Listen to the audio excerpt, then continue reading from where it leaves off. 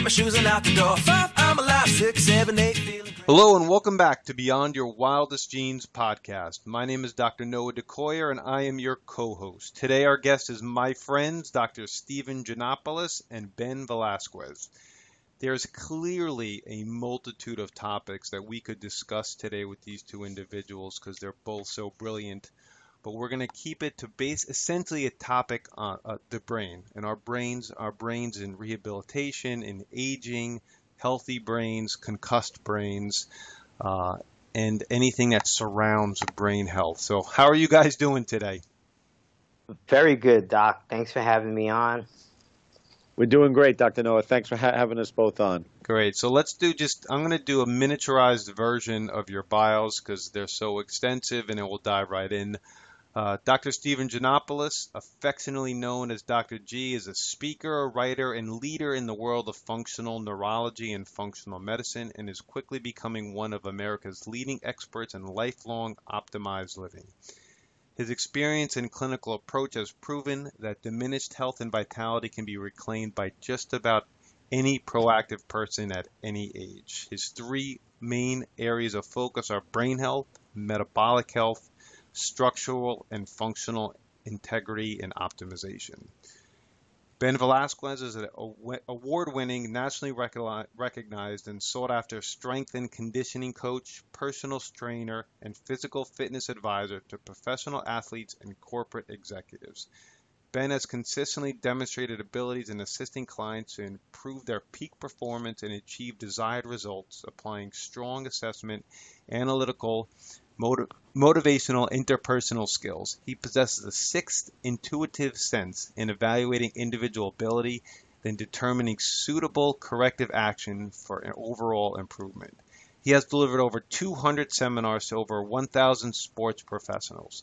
Ben is fluent in Spanish and is regarded as a diplomatic, no-nonsense, get-it-done-now and get-it-done-right professional when dealing with people and projects.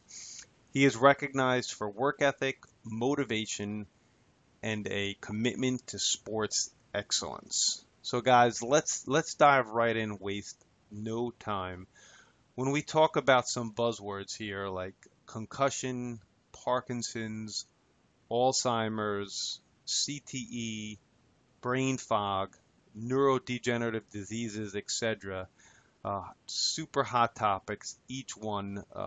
Why do you guys individually think that all of this is kind of bubbling up in the forefront of everybody's talk, whether it's a functional medicine doctor, physical trainer, football, soccer, what's going on? Dr. G? Yeah, I'll jump right into that. Basically, it's the cultural conversation going on right now. It's not only is concussion basically just at the forefront of what's going on with our children, with our military, with our heroes, our athletes. But understanding the brain is the final frontier, right? The decade of the brain that was coined in the 90s when the first Bush administration devoted a ton of money to understanding the brain better. That never stopped. That decade keeps going. It's the longest decade.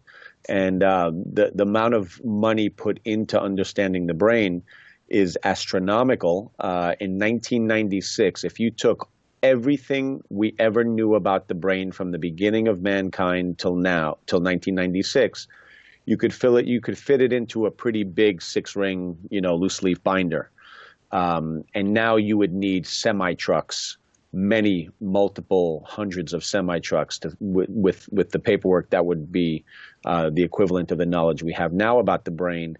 And I would probably say that we're probably understand it at we probably understand it 2 to 10% of what's really out there. So there's so much learned and so much to learn when it comes to the brain. And I'd say Ben and I, we're a unique combination in that we started practicing together based on brain injury and what he was seeing in the world of professional athletes, what I was seeing in the world of functional medicine, functional neurology.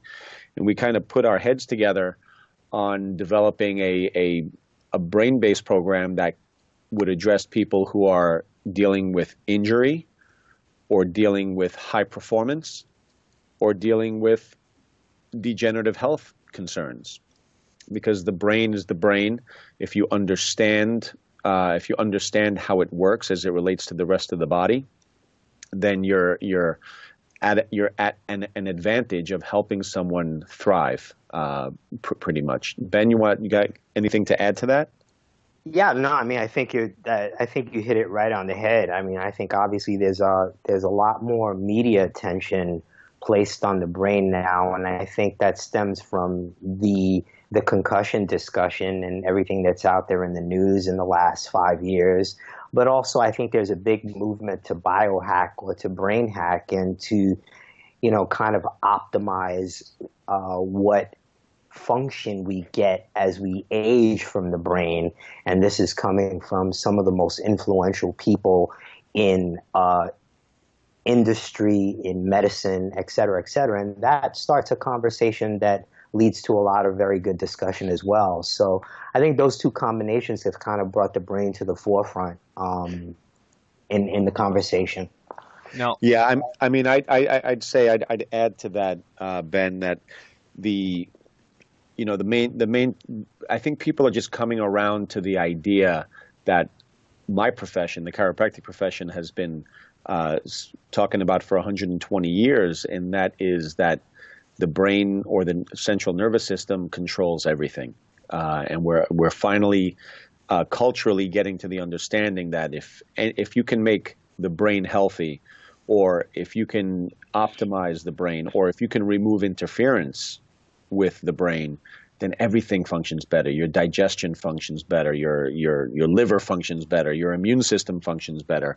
In the late 90s, if you asked any physiology professor at any top grade medical school, what's the connection between the brain and the immune system, they would have said there is none. Mm-hmm. And now there are textbooks written on the subject. So, information is coming at us. It's changing. It's rapid. Now, Ben, from a physical, and I'm going to ask you for more of a functional way, Dr. Steve, in a minute. From a physical standpoint, what happens when the brain is concussed? Like, what's the mechanism? Okay, so yeah, that's the area where the most change, I think, has occurred in the information in the last, I would say, 2 years. Because before the concussion, the standard definition of a concussion was, the lesion on the brain, coup and contra coup, as the medical community would describe it, where the brain basically squishes around on the inside of the skull and gets damaged.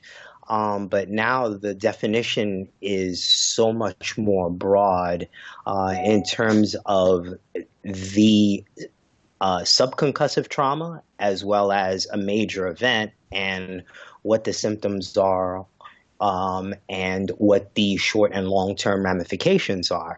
So from a mechanical standpoint, which is the way that I look at it, basically I look at it like anything that compromises the ability for the central nervous system to function as it should, meaning, for the brain to know what the body's doing and for the body to inform the brain what it's doing. Anything that compromises that, in my opinion, will give us the same symptoms that, what you would opinion an old concussion would be defined as. Okay. And functionally, what's happening to the brain in a concussion, Dr. G? Well, functionally, you're going to have a disconnect between the brain and the body as far as its awareness of where it is in space. And there's a lot of reasons for that. I think when the brain, the old way, like Ben stated, the coup contra coup is kind of like exactly where the brain had actually been bruised, right? If I punch you in the arm, if I punch you in the shoulder and it creates a bruise, you're asking, where in the brain does that bruise exist? But the brain is really a lot more fluid than it is. It's not as static. If it's basically at the consistency of like loose jello, and if you have and you have an area of the brain, let's say in the frontal lobe, that strikes the inside of the skull, that's relevant and that's important. But behind that, there's going to be a torquing. If you can imagine, the brain is kind of like this round ball sitting on top of a stalk, a thin stalk, and that's the brainstem and spinal cord.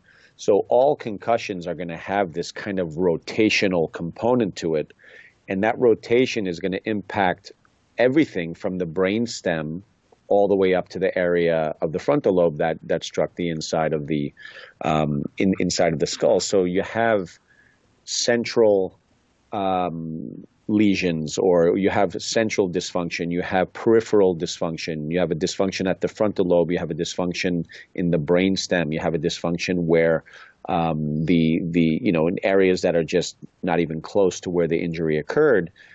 And that causes a disconnect between the brain and the body to the point where an athlete is 4 times more likely to suffer an ACL tear after a concussion than if they didn't have the concussion. And of course, the ACL ligament is in the knee. Matter of fact, that statistic is true not just of the ACL, but it's true of shoulder damage, it's true of ankle damage, it's true of a lot of different areas. So to isolate the injury to being a head injury and waiting for head pain to go away is kind of nonsensical. Functionally, you need that athlete or that person to be symptom-free, of course, but it doesn't end there. What is their state of function before the injury, and how does it compare after the injury? And I don't care what the symptoms are, if they can't perform tasks, to a degree that they could before the injury, they may not be ready to get back on the field. Right, makes total sense. Now CTE, we're hearing this with football. Is concussion and CTE synonymous? Are they two different things? How do we distinguish between those two? So the best way to understand CTE for the layman is, as Dr. G pointed out, you think of a ball of jello, hard jello being the brain, and it's basically in a bucket of fluid. But this fluid has to move all through the body, the CSF, the cerebral spinal fluid, and it has to move. The only time it doesn't move is when you're dead. And what they're finding in research now is that the beginnings of CTE are basically a stagnation where that fluid should have been moving. So, and that stagnation begins to lead to a plaque formation, and that plaque formation leads to CTE. So is CTE synonymous with what we believe to be a concussion? No, not necessarily. CTE is synonymous with a lack of flow. And it could come from trauma, or it could come, as Dr. G said, from a combination of things. And maybe a dysfunction that wasn't necessarily a trauma. Dr. G, I was just listening to Dr. Perlmutter interview Dr. Breslin. I can't remember his name, but he was saying, I may be going way off topic, but he was saying that it's very likely these plaques are like a protective mechanism that the body's doing to literally protect the brain. Does that sound correct or even accurate? Yeah, I mean, I think degenerative changes in the body, and you could even put lump arthritis into this. We know that arthritic changes in the joint are the body's way of trying to stabilize an unstable joint. So it grows bone spurs, and it tries to create stability where stability is lost because of the control of that joint has been sacrificed due to a lifestyle of sitting at a computer, whatever the case is. But yeah, I mean, the body has a number of defense mechanisms that when it becomes chronic, becomes an illness, right? Here's where it gets a little strange, though. That usually requires time. And what we've seen is, unfortunate cases of high school football players who've died on the field, 18-year-olds, 17-year-olds. And we've been fortunate enough to have, for their families to donate their brains to science, as morbid as that sounds, it's incredibly valuable because we've seen CTE in 17-year-olds. Now, we've seen CTE in 17-year-old football players who don't have any recorded or diagnosed concussions. Now, anyone listening to this can say, yeah, but I've had many undiagnosed concussions, and that's true. I believe every time you get your bell rung, so to speak, in a football game, you may not run to the hospital and get diagnosed with a concussion, but that's a concussion, getting a bell rung. But here's what's even more fascinating. All of the evidence of CTE microscopically can be found in people with no history of sports, no history of injury, no history of trauma. So this is now becoming a concern, because is the injury the concussion?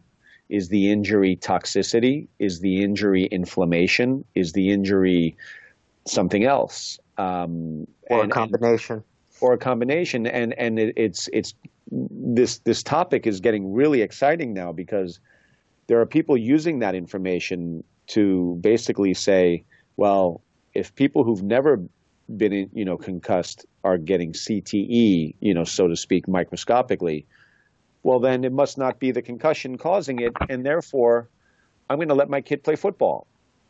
Well, the only problem I have with that is, there are people who get lung cancer who've never smoked, but that doesn't mean that you should smoke, right? Well, there's two topics to kind of break apart from Dr. G's statement. One is he hit it right on the head with the time notion, and what the media kind of forgot is that when the CTE discussion started, it's not like tau proteins, which is what they use to identify CTE. They weren't seen before. They were seen, and the doctors, the medical examiners that looked at this stuff, the forensic pathologists, they said, we don't see this unless it's like an 85-year-old brain. So it wasn't something new that he discovered. What he discovered was the quantity, and in athletes that were very, very young that shouldn't have had that kind of damage or that kind of like that condition in their brain at that age. That's what differentiated it. But as Steve said, it's not something new. It was identified before. And again, the symptoms can be found in people that never ever played contact sports before and be identical. So is it a concussion, or is it, as Dr. G said, is it a global inflammatory response to many different factors? My guess would be the latter. So that leads me to a question. What similarities does the aging brain, or maybe even take it one step further, the Alzheimer's or the Parkinson's brain, have with the injured or the concussed brain? Is it more than just the tau or the amyloid plaquing? Is there more similarities? Sure. There's, if we want to take a little bit of a deep dive for a second and just talk about the way in which brain cells efficiently or inefficiently produce energy, that's something that does change over time. When you're 17 years old and you're running on the football field, chasing girls, hopping fences, your brain cells can run like a very powerful muscle car engine that makes a lot of pollution, but is a lot of fun and powerful. But if that same physiology is true when you're 40, 50, 60 years old, well, then the pollution associated with that kind of physiology or energy production, what we call oxidation, starts to take its toll. It starts to, the oxidation or the pollution inside the cell based on energy production kind of pokes holes in things, to making all the membranes leaky. They inefficiently produce energy. They start to fail in their energy production. Whereas if you were to switch from a muscle car physiology to like a Tesla or a Prius type of physiology, where you're not making a lot of pollution, you're getting 50, 60 miles per gallon like you get in a Prius.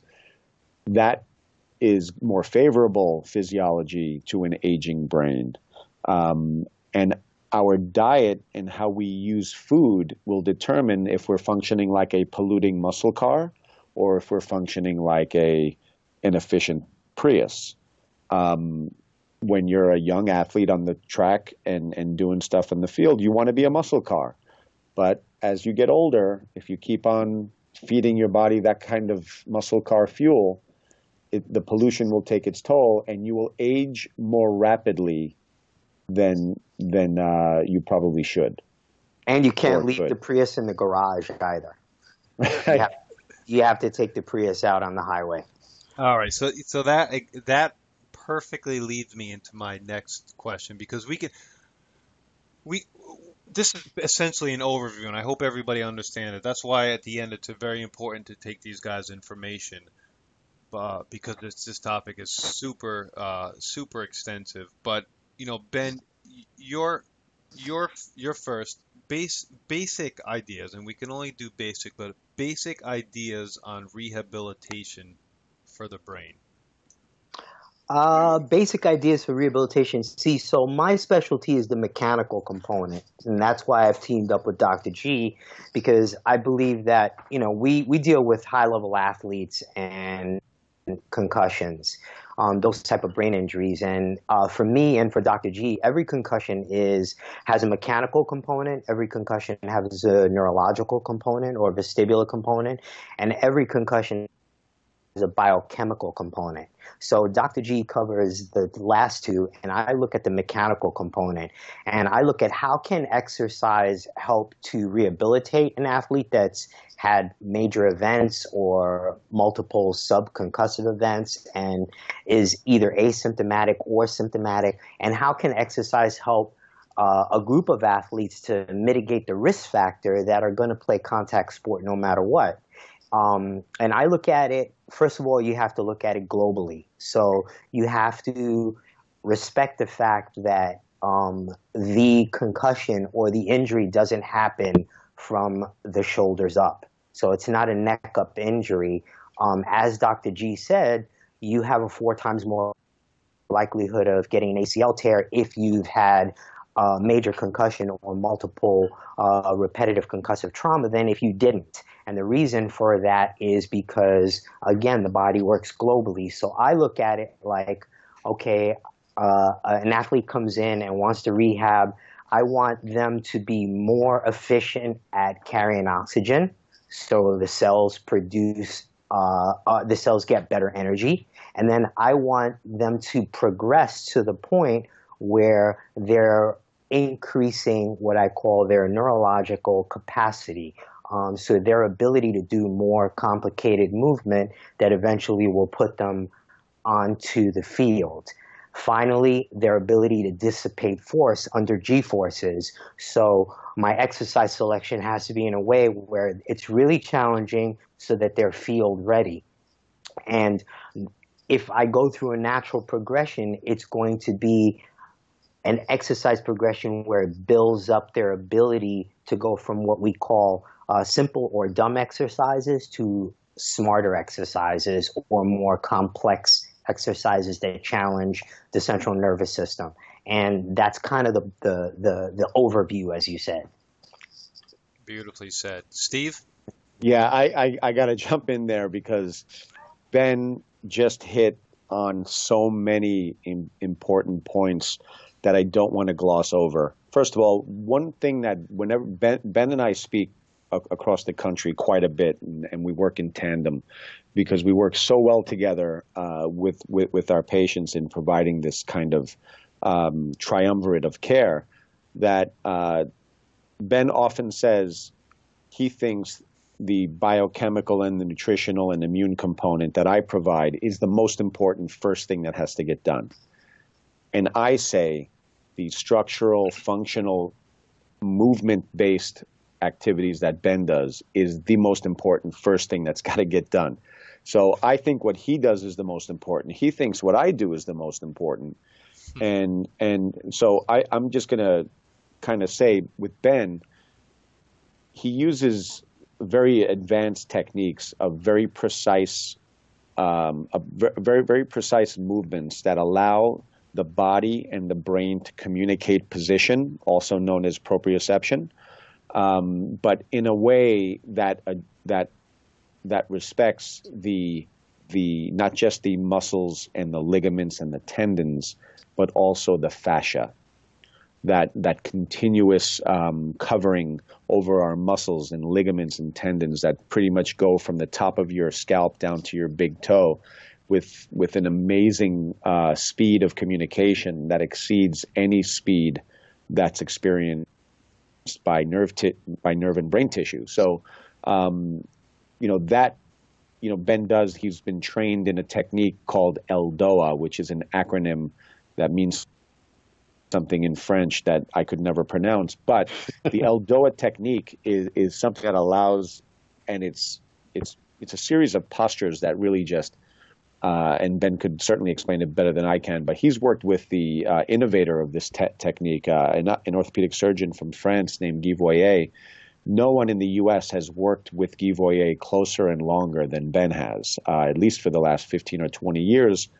And he has an intimate knowledge of how to bring this type of precise movement into someone's nervous system, allowing their brain and their body to communicate more efficiently.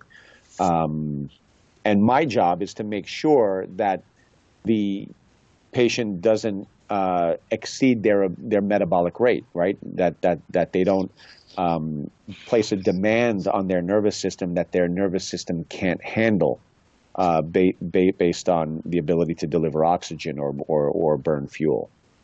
I hope I didn't get too deep into the weeds there for our audience, but I think you got a pretty advanced type of audience. Yeah. No, so let's switch gears slightly, but it's more on the topic of what you were just saying, Steve.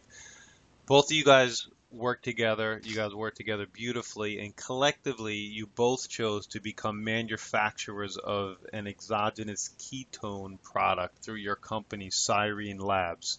So my question is simply, why? Well, look, I've been basically trying to understand the process of autophagy in the body for the last 10, 15 years.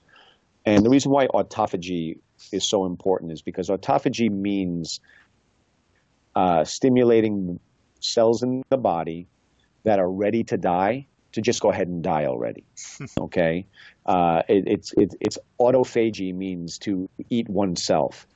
So to take cells that are just not metabolically functioning real well and push them over the edge. And one way to do that, and we've always known this, to stimulate the gene for autophagy, is fasting. Right? And this is so important because if you think about these folded proteins found in Parkinson's and Alzheimer's, alpha-synuclein in Parkinson's and tau proteins and beta amyloid plaques in Alzheimer's, just think of it as, you have a bunch of garbage bags in a room. And the room is trying, the people in the room, let's say it's an office and they're trying to get their work done. And the more and more garbage bags build up in the room, the more it hinders the function of that office. So autophagy is the process of getting rid of all that garbage, right? Taking the garbage out. And believe me, there are pharmaceutical companies falling all over themselves, investing billions in drugs that stimulate autophagy or simulate autophagy. But I don't know if they found anything, but I do know that if you want to turn that gene on, all you have to do is fast or bring somebody into what we call ketosis. So it's hard to fast somebody who's sick. It's hard to fast somebody who has Alzheimer's. It's hard to fast somebody with Parkinson's. It's not an easy thing to do. Athletes are a little bit easier, but even they can be a pain in the ass. But exogenous ketones is a way of pushing ketosis along in combination with a ketogenic type diet where you can get the effects of fasting without fasting. And historically, these products have been horrible, terrible tasting and incredibly expensive. And they've become commercially available in the last few years. I think they taste like crap. And I think they're way too expensive. And I don't like much of the ingredients in them to use them as a nutraceutical, to use them for sick people. If I have somebody with cancer or Parkinson's or post-concussion syndrome, and I hand them some of the stuff that's out there, it's hard for me to stand by that product as a nutraceutical grade or a medical grade type product. So that frustration kept my eyes open. I managed to meet some people in the manufacturing of supplements, formulators that have been around for a long time, and we were able to create an affordable.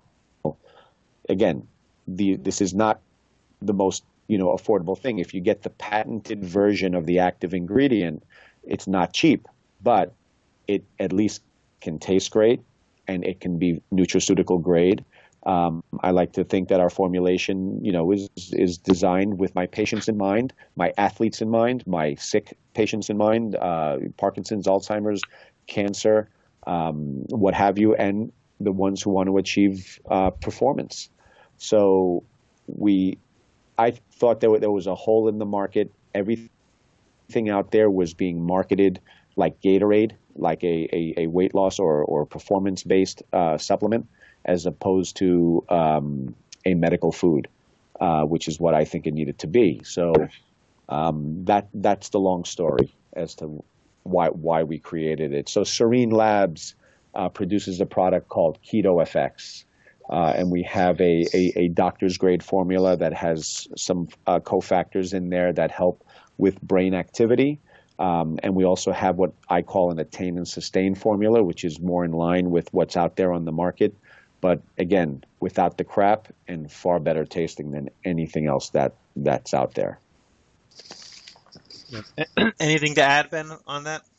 Yeah, I have to say that I'm not the expert on ketosis and autophagy as Dr. G is. That's his wheelhouse. But I've done quite a bit of reading on it in the last 6 to 8 months because I wanted to really understand more of the biochemical component when we're dealing with concussions. And I think that if you pick one topic where the most amount of research is getting right now academically in biochemistry and nutrition, it would be in ketosis. Ketosis and cognition, ketosis and performance, ketosis and anti-aging, ketosis and cancer, ketosis and diabetes. The list goes on and on. If you pick any kind of systemic disorder, any kind of brain dysfunction, there's some research going on at respected academic institutions on ketosis. And, the big problem that I found with athletes is that to get them into nutritional ketosis sometimes is an issue because it's not fun. But with the products that Serene offers, it's a lot easier to get in and it's a lot easier to stay in. So that's my 2 cents for all it's worth with that. I could vouch for the product. It tastes great. It mixes well. It's easy to use. So I'm a user. So I support it. So I'm right there with you guys on that for sure. And I have two final, little bit more fun type questions. I guess Dr. G first. Day in the life of Dr. G from wake to sleep. Well, I got to tell you, it's changed in the last 3 days for reasons I didn't expect. But for the most part, I wake up in the morning. I have kind of my own ritual. I like to do a little bit of reading. I like to feed my spirit first. I'd like to say that it was 7 days a week, but it's not. I think I get some good alone early morning spiritual time, probably 4 or 5 times a week, and that's a lot for me. I think it's been pretty consistent for about a year. And what I mean by that is time spent in quiet solitude. You can call it prayer, you can call it meditation. For me, sometimes it's meditation where I'm looking to achieve physical and mental stillness for, 5, 10, 15 minutes, whatever I think is possible. A lot of time it is more spiritual and prayer oriented. But that time in the morning before everybody wakes up in my house and even in the world, it's quiet. I've tried to get that quiet time in the middle of the day, not happening. Forget it. There's not a chance. My brain, I got the ADD brain. As soon as I come out of that meditative state, I am running full speed as far as, I'm getting ready, I'm shaving, I'm taking a shower, I got my podcast that I'm listening to. I got the books that I listen to. I don't waste time. I do commute to Manhattan a couple of times a week. So, that gives me a lot of time to listen to reading material. So I listen to more books than I read these days. And I've been training quite a bit. I've been training for a couple of events that I did this past year, a couple of obstacle course races I've done this year. I just got a challenge to train for a half Ironman. So I do spend a lot of time running, swimming, going to the gym and lifting. And I'm experimenting with some new methods. I'm 47 years old, so I want to do it in a way that's healthy and allows me to maintain my flexibility. But when I wake up, I have kind of like a coffee experience. I used to do like a coconut oil based thing, but now I just go with black coffee, organic, non-GMO coffee. I don't eat anything all day. If I have it my way, I'm going to break my fast for the day around 2 or 3 o'clock. During that late morning, I'm going to drink probably some ketones, not every day, but certainly 3 or 4 times a week. I go to the gym thereafter, and I typically will break my fast in the mid-afternoon. That's the best case scenario. I typically will fast 16 to 18 hours a day on most days, but there are 2 days a week that I will fast 21 to 24 hours. And it's not like an effort. It's not like I have to try to do that. It's really easy for me to do that. Intermittent fasting has been something that's been a joy for me because it's done so much for my brain function, my mental clarity, my flexibility, the health of my joints. So intermittent fasting and kind of living a ketotic lifestyle. And what I mean by that is I don't seek to be in ketosis all the time. I just want to be flexible enough to go in and out of ketosis. And so that's what I do. I have a ketogenic lifestyle without being super strict. I don't need to measure my ketones anymore. I know when I'm in ketosis. I know when I'm not.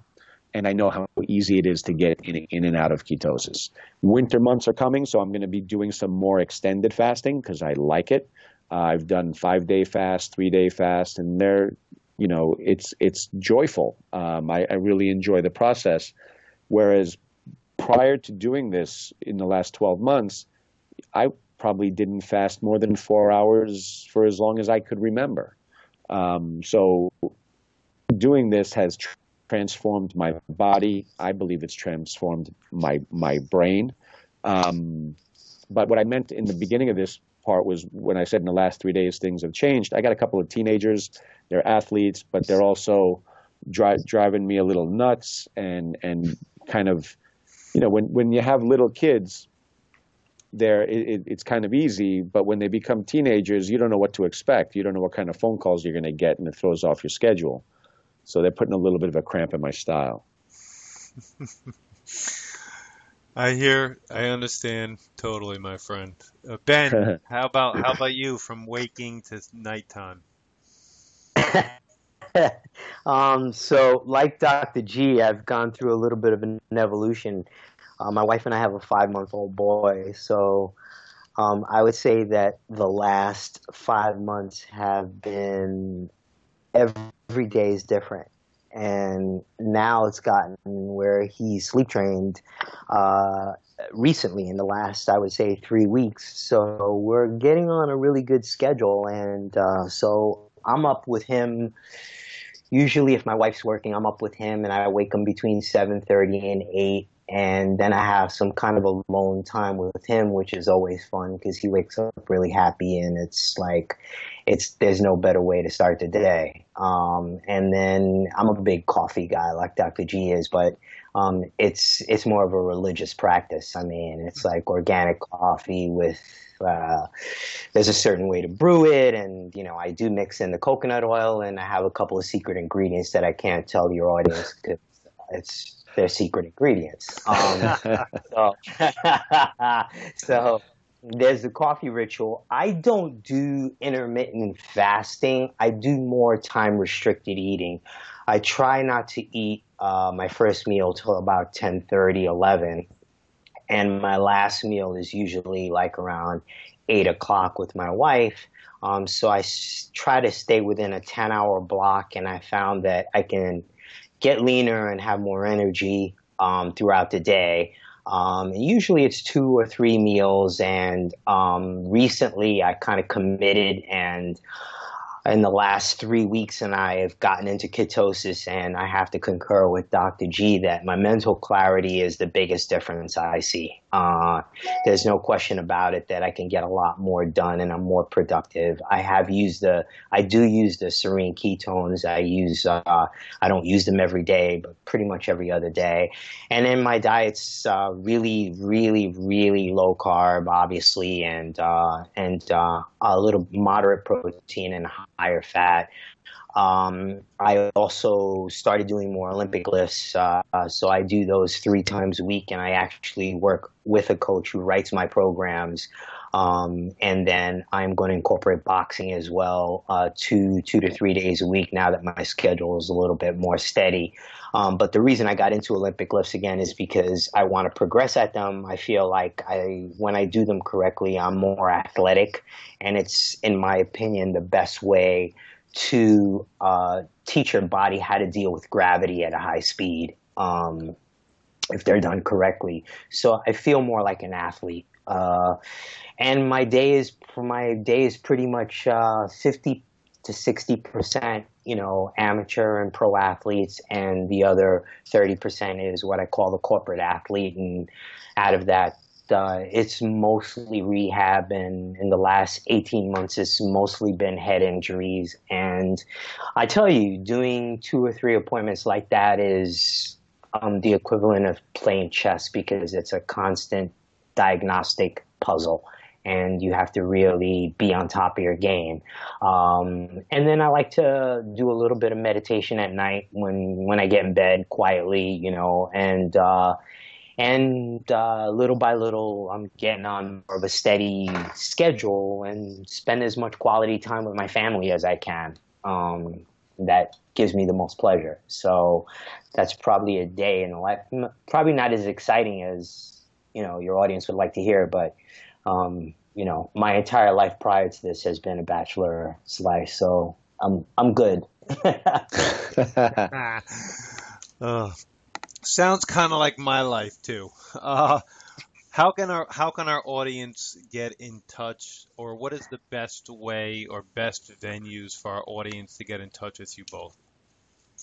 Well, I mean, we work out of a facility on 60th Street in Manhattan, a little known landmark in Manhattan called the Plaza Hotel is Central Park South on 60th Street and Fifth Avenue, and there's a underground facility there called La Palestra, and we see patients there.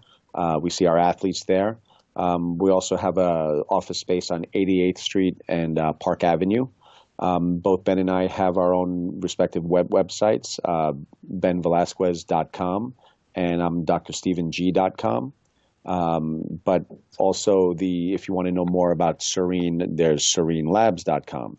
So there's more, and Ben and I both write, and we both created the content on our websites, and there's good stuff there about our thought process and how we work. And so that's, I guess, how you could get in touch with us from a clinical standpoint. We also speak, and Ben and I started a podcast that we're going to be releasing in the coming weeks By the time this podcast gets out, I think it'll be up and running, but we call it the Thrivalist Manifesto. And the Thrivalist Manifesto is kind of like, where we take some of mostly Ben's relationships with athletes, entertainers, people who've functioned at a very high level in their life, who may have switched from being an athlete to being a business person or an author. And we ask them similar questions. What is your day like? What are you doing to thrive? And really the main focus is thriving, whether it be in business, academics, sports, what have you. So you can keep an ear out for Ben and I in the podcast world as well. Thanks, guys. But before I close the podcast out, I on a personal note, now I've only been friendly and friends with Ben for a few months, but I've known Dr. G audience for, I don't know, 10 years. And most recently, Dr. Steve helped my father recover very quickly from a traumatic brain and spinal injury. So I'm happy to have them on the podcast, but is a strong personal note to have them on and to say that I vouch for both these individuals very highly if you guys need information or if you need some very fine-tuned specialized help. So thanks, guys. Thank you very much, Noah. Thank you very much, Noah, for having us on.